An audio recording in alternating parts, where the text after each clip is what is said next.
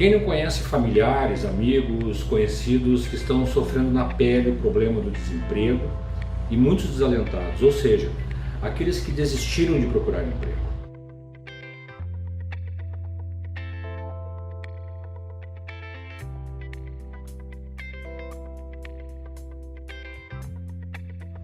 Hoje eu gostaria de falar sobre um tema que aflige milhares de famílias e indivíduos, bem como um pouco do impacto disso no giro da roda da economia e no mundo dos negócios. Os números do primeiro trimestre de 2019 apontaram 13.400.000 desempregados, uma taxa de 12,7%, um número elevadíssimo, sem contar em conta que esses dados deixam de fora mais de 4 milhões de pessoas ditos desalentados. Esses números representam um verdadeiro balde de água fria na possibilidade da recuperação do emprego. É o trabalhador que esgotou a possibilidade até de procurar emprego. Sofre com desemprego jovem, o pai, a mãe trabalhadora e também o próprio micro, pequeno e médio empresário. Sim, pois reduz a renda disponível no consumo doméstico. E quero destacar também nesse contexto o impacto da reforma trabalhista na atual taxa de desemprego e subocupação, com uma taxa de cerca de 43% dos ocupados na informalidade. É um impacto do ponto de vista das famílias extremamente devastador, que atinge milhões de pessoas e que obriga essas pessoas a saírem de ambientes que são ambientes protegidos, quer seja do ponto de vista contratual, quer seja do ponto de vista das condições efetivas de trabalho. Hoje nós devemos ter em torno de 4 milhões de pessoas desalentadas, fora desses quase 13 milhões aí, que não tem nem mesmo condições de procurar emprego, pois procurar emprego custa dinheiro, custa recurso. Você precisa de dinheiro do transporte para ir procurar um emprego, precisa do dinheiro do almoço, de se vestir bem, se apresentar o currículo. E a questão da informalidade é algo muito dramático, porque o grande problema da informalidade, quando você tem essa persistência na taxa de desemprego e na taxa de subocupação, é que a informalidade aumentando, as oportunidades dessas pessoas se estabelecerem, vai se tornando cada vez mais dura devido à competição entre aqueles da informalidade. Um exemplo é o caso da uberização. Se você conversar com o motorista de Uber e ele tiver alguma experiência nesse mercado, que atuou no Uber, por exemplo, ele vai dizer que no passado era bem melhor e que agora está bem complicado. Por que está mais difícil agora? Pessoas saindo das fábricas, indústrias, escritórios e competindo no Uber.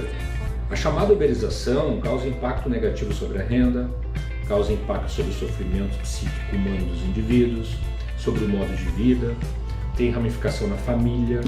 Não dá para minimizar o impacto e o efeito do subemprego.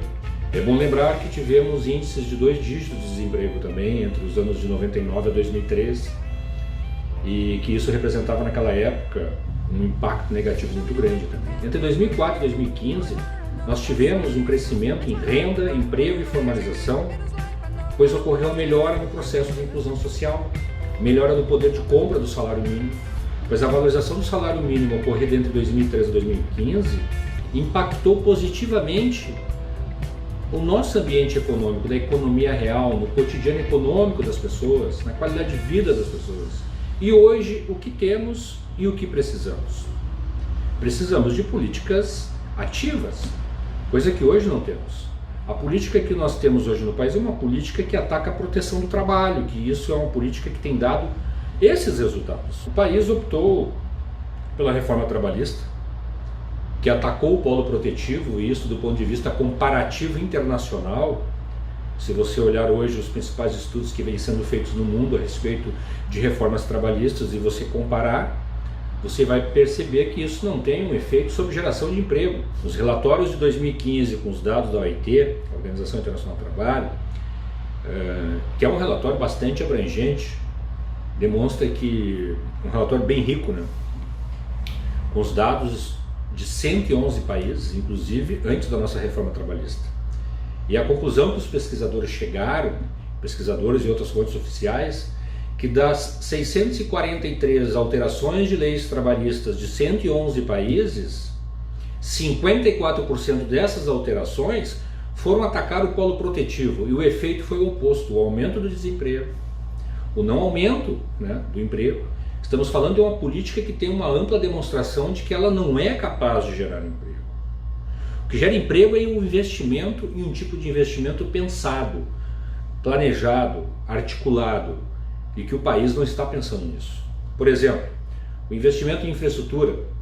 O que vimos a cada dia é uma política que concentra cada vez mais renda e novas oportunidades no topo social da pirâmide. William Shakespeare dizia que para quem tem memória é fácil lembrar, para quem tem coração é difícil esquecer. Eu diria que está na hora da gente começar a lembrar onde o Brasil chegou em outros momentos da nossa história política. Éramos protagonistas no cenário internacional e trazendo o povo como solução dessas mazelas. Precisamos de um projeto político de nação progressista, ousado e capaz de enfrentar e superar esses dilemas, com políticas públicas afirmativas e que traga de volta o pleno desenvolvimento econômico e social. Pensemos com boa memória e com o coração na boa política que fazia bem ao povo brasileiro e à sociedade brasileira, e também na dinâmica do mundo dos empreendedores. Mantenhamos a chama da esperança acesa de que novos e melhores tempos são possíveis. Um abraço.